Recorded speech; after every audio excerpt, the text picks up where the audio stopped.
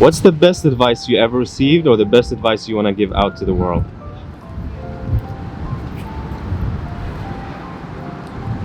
I think to remember that there's this wonderful quote where it's like, if you're 19, you're also 18, you're also 16, you're also 4, you're also a newborn child. And I think whenever you go through life, it's really easy to feel the harshness of it, because life is really harsh and really intense, but to always remember, in some sense, to treat yourself, to take care of all the different ages that live inside of you. Like, sometimes your 3-year-old needs attention, sometimes your 16-year-old needs to exist, and to hold space for yourself in all of those ages, with kindness, and to let them exist and be, and to not always feel the need to be so grown up or mature, and to let yourself exist really honestly in the ways that you need to, and to take care of yourself sometimes like you're a little kid, because you are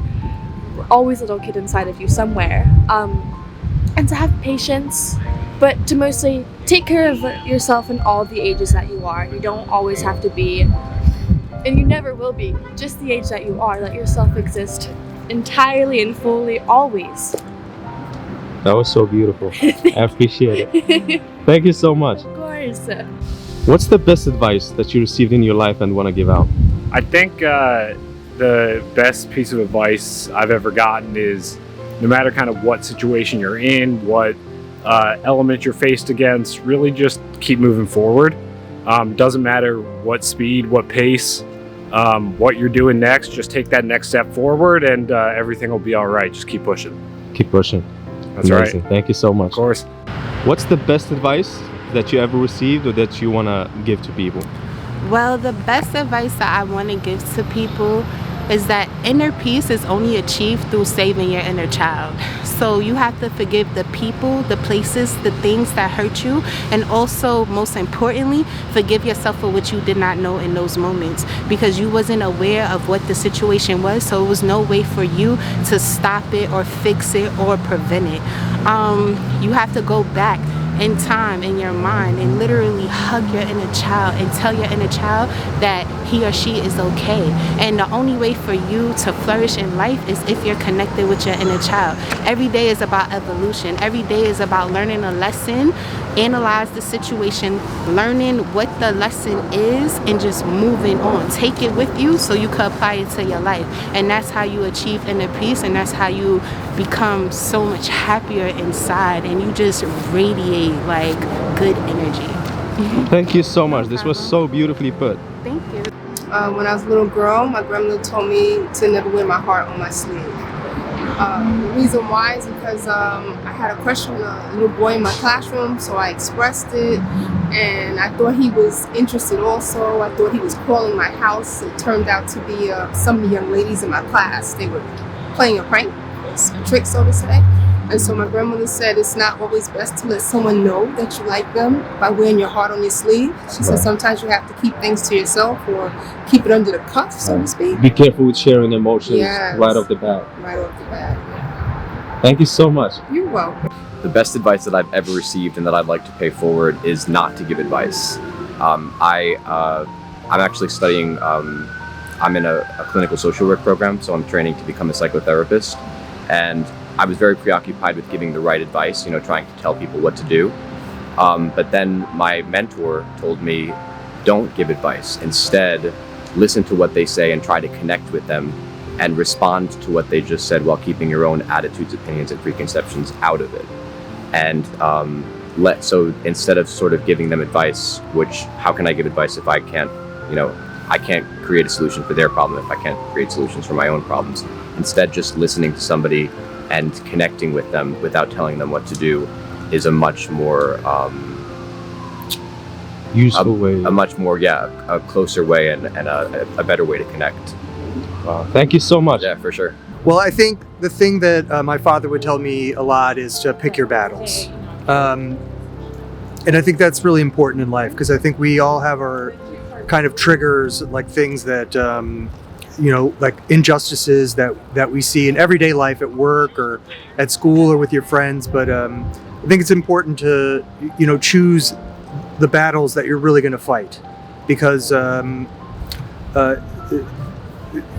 life a lot of static can really bring you down. You gotta choose a good hill to die on, I guess. That's more of the phrase that people use today. And to add to that, I think that it's important not to let yourself use external things as a distraction from working on yourself. Because I think often we project, so the thing that, like you're trying to get involved with that's an external problem that really may not be affecting your life in any really significant way. Sometimes there's a clue as to what's really going on in your own life. The things that you choose to kind of distract yourself from working on yourself. Right. So try to learn about your unconscious self by some of these things. And invest your energy wisely. Yeah. And just try to invest your energy in yourself and trying to be a positive influence on other people around you. And of course, treat other people how you'd want to be treated if the situation was reversed. And that's all I got. Thank you so much. Yeah.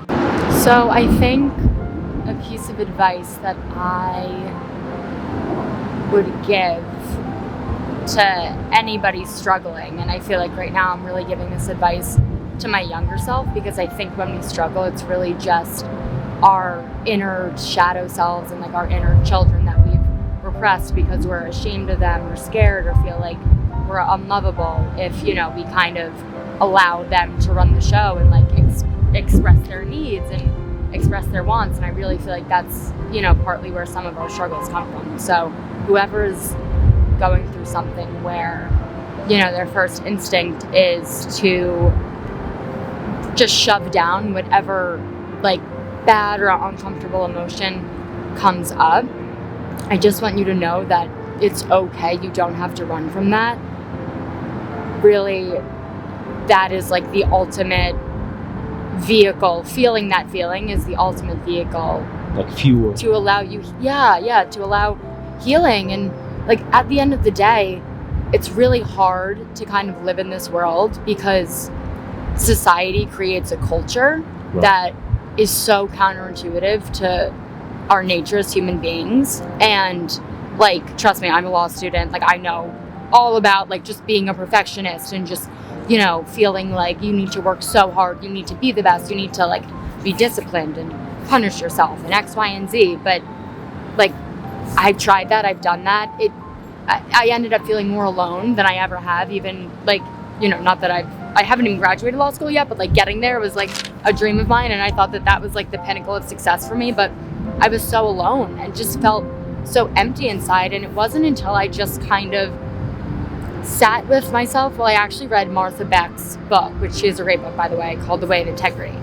And after reading her book, I learned just like the insane value of just listening to what you want and really getting familiar with that guiding force inside of you that, kind of gives you an idea like, oh, like I want to sit down. I want to drink water. I want to go for a walk. I don't want to do my homework right now. I don't want to do my schoolwork. I want to go and see my friend. I want to, cry. I don't want to just literally and be starting easy on so yourself. Small. Totally. Right. Yeah. Don't beat yourself up. Yeah, exactly. Don't beat yourself up and just really, it's hard because it goes against every single thing that we were taught growing up, but do what you want to do because whatever you really want to do at your core. That's what's going to make you happy. Exactly. And that's what you're supposed to be doing anyway. Like you will never not be on the right path if you are following like that guiding voice inside of you. Obviously, like with the exceptions of don't hurt anyone. Right. And something just, horrible. Yeah, exactly. Yeah. Live and let live. Thank you so much. I really Thank you. appreciate it.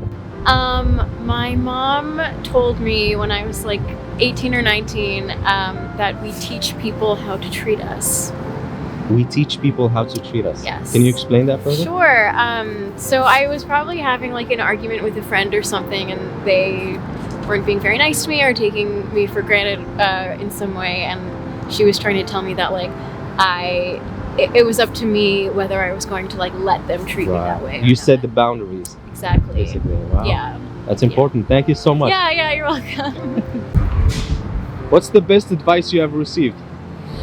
To choose joy. Choose joy. Choose joy. Believe in yourself.